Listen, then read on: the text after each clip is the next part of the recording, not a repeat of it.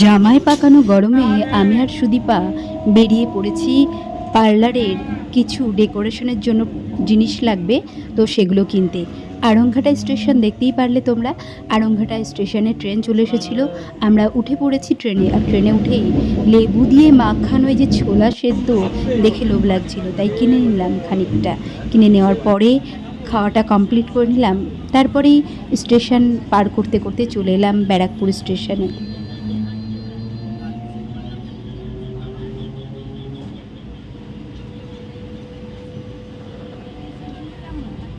এই গরমে মনে হচ্ছিল ট্রেনটা যেন চলছেই না।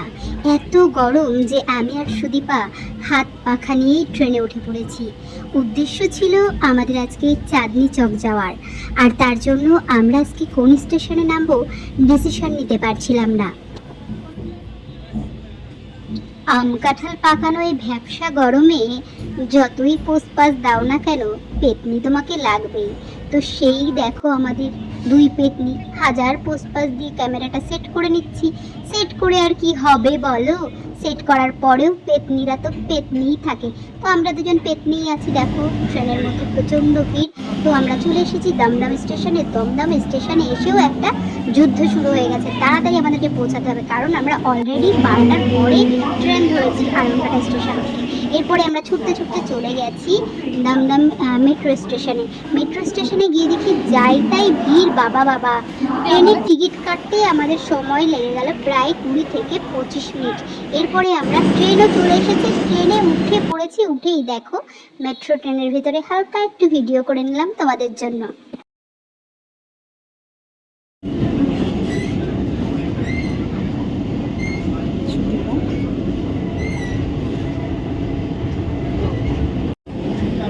মেট্রোতে উঠে একটু শান্তি পেলাম এসির হাওয়ায়।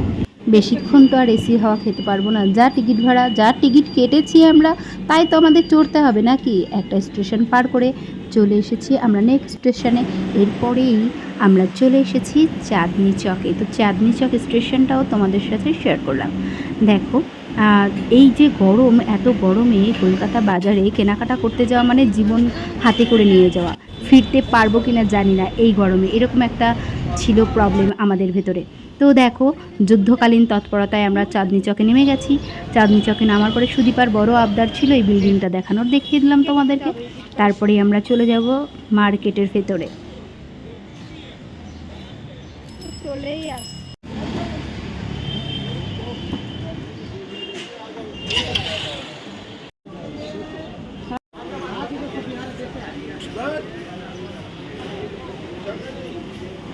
তোমরা হয়তো শুনে থাকবে অন্যান্য মার্কেটে যা অ্যাভেলেবেল নয়, এখানে কিন্তু খুঁজলে তার সমস্তটাই পাওয়া যায়।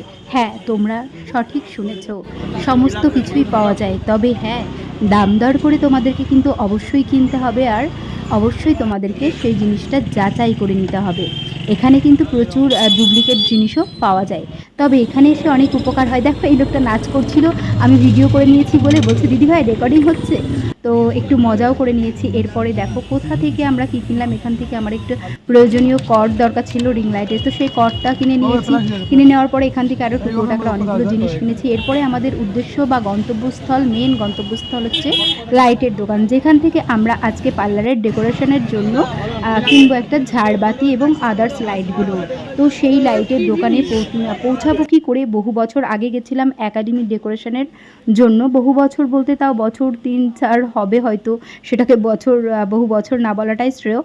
তো সেই দোকানে পৌঁছে গেছি। দোকানে গিয়ে দেখি দোকানের মালিক নেই। তো সেখান থেকে আবার ট্রান্সফার হয়ে আবার সাইডে চলে গেলাম খুঁজতে খুঁজতে, গিয়ে দেখি হ্যাঁ সেই দাদাভাইটা আছে, এবং এখান থেকে আমরা লাইট চয়েস করার কাজটা কিন্তু স্টার্ট করে দিয়েছি।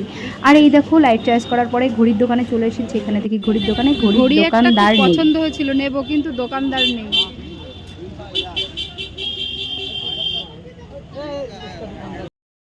চলে এসেছি আর একটা দোকানে, সেখান থেকে একটা ব্ল্যাক কালারের ঘড়ি কিনে নিয়েছি। এরপরে দেখো প্রচণ্ড খিদে পেয়ে গেছিলো। খিদে পেয়ে যাওয়া মানে খেতে হবে, ভুড়ি ভোজন আমাদের অবশ্যই দরকার। ভুড়ি ভোজন করার জন্য চলে গেছি একটা রেস্টুরেন্টে, আমি আর সুদীপা। সেখানে গিয়েও দেখছি লোকজন তেমন একটা নেই, ভিড় নেই একদম। তারপরে খাবার চয়েস করছি। এবার নির্ঝঞ্ঝাটে যা খাওয়া যায়, তাড়াতাড়ি যা খাওয়া যায় তাই আমাদেরকে খেতে হবে। আর অলরেডি 6টা বেজে গেছে, আমাদেরকে বাড়িতে ফিরতে হবে। তো আমরা চয়েস করে নিলাম চিকেন বিরিয়ানি। চিকেন বিরিয়ানির অর্ডার দিয়ে দিলাম। দামটা একটু বেশি, যদিও আড়ংঘাটায় 100 টাকা একটা বিরিয়ানি পাওয়া যায়, আর এখানটায় গিয়ে দেখলাম যে হচ্ছে 220 টাকা। এসি চার্জ আর ট্যাক্স চার্জ দিয়ে আমাদের বিরিয়ানি প্লেটের পড়লো 240 টাকা করে। তো চলো আমরা এখান থেকে খাওয়া দাওয়া করে নিলাম। এতই খিদে পেয়েছিল যে চেটে পুটে থালাটা পুরো পরিষ্কার করে দিয়েছি, একটা রাইসও পড়েছিল না ওখানটায়। আর শেষে ওই যে হাড় চেবানোটা স্বভাব, সেটা আমরা করে নিয়েছি। করার পরে চলে এসেছি শিয়ালদা স্টেশনে। দেখো এত সুন্দর সাজিয়েছে শিয়ালদা স্টেশনটা, ভীষণ ভালো লেগেছে। আর সুদীপার ফার্স্ট জার্নি শিয়ালদা স্টেশনে, তো ওকে নিয়ে একটু ভিডিও করে নিলাম। ওর বলছিল বারবারই দিদি আমি প্রথম আসলাম, জীবনের প্রথম শিয়ালদা স্টেশনে আসলাম। তো সেখানে পৌঁছে গেছি। এরপরে আমরা বোর্ডের দিকে একেবারে কাকের মতো বা চাতকের মতো তাকিয়ে বসে আছি কখন আমাদের গেদের ট্রেনটা দেবে। তো তার জন্য আমরা ওয়েট করছিলাম।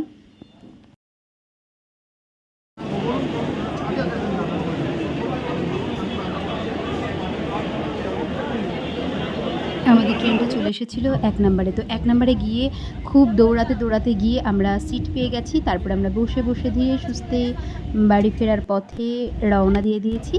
আর এরপরে আমরা কি করলাম তো চলো সেটাও দেখো।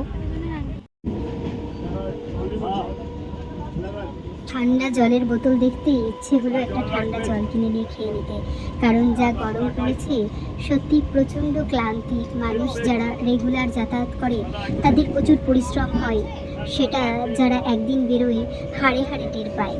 আর আমরা তো মাঝে মাঝে বেরোই, তো আমাদেরও একটু কষ্ট হচ্ছিল, ভীষণ গরম লাগছিল। তো এরপরে আমাদের ট্রেনের মধ্যে আর একটা খাবার চলে এসেছে, তো সেই খাবারটাও আমরা খাবো না তা হতে পারে না। আবার চলে এসেছে ছোলা আলা, তো ছোলাটা আমরা আর কিনি। দুই পেতনিতে মিললে কিনে নিলাম একটা নিমকি ভাজা আর সবুজ রঙের মটর। তো মটরটা আমরা খাচ্ছি, ছোটবেলার কথা মনে পড়ে যাচ্ছিল। তো খেতে খেতে আমরা চলে আসবো আরামবাগ স্টেশনে। তার আগে একজন এত সুন্দর গান শোনালো, মায়ের গান, সত্যি ভীষণ ভালো লাগলো।